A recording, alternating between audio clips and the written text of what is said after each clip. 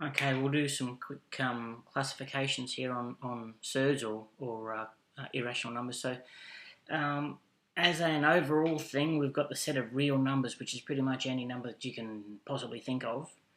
And we're going to put that into two subsets, rational numbers and irrational numbers. So rational numbers are the ones we're sort of used to. So integers are counting numbers, 1, 2, 3, 4, 5, or negative integers, -1, -7, -100. Fractions, well, any fraction you can think of. Decimals, 1.2, 3.4, 5, 7, something like that, decimals. Or potentially we could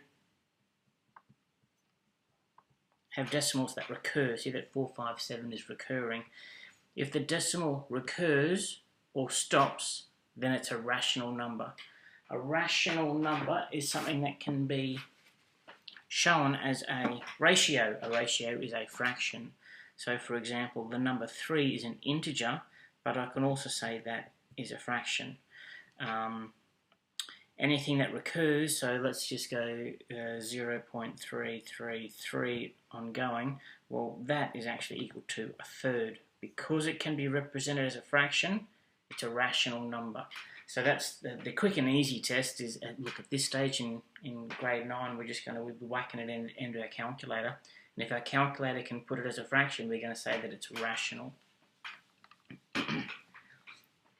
If, however, the calculator gives us some big long 1.2568543, and it just goes on and on and on. See how it doesn't repeat and it goes on forever? That's an irrational number. If the decimal goes on forever, it's irrational number. Some things that we need to keep an eye out for is pi. Pi is 3.141592, and it keeps on going. There's another funny one that's called East Euler's number. It's 2.718281, and it goes on forever. They're in your calculator, so you're just looking for this pattern where it goes on forever. If you try and work out what root 2 is, let me just see what it is. Root 2 is 1.414213, and it just keeps on going forever. So because this decimal doesn't stop, it's actually an irrational number. So when we're talking about irrational numbers, this one here is a special irrational number.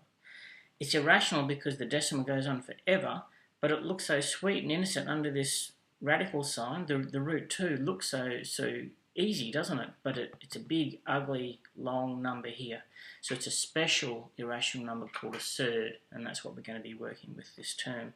So root 5, put it in my calculator. Root 5, 2.2360679. It keeps on going. So that is not only an irrational number, it's actually a subset. It's a special irrational number called a surd. Okay. That's it. Quick and simple.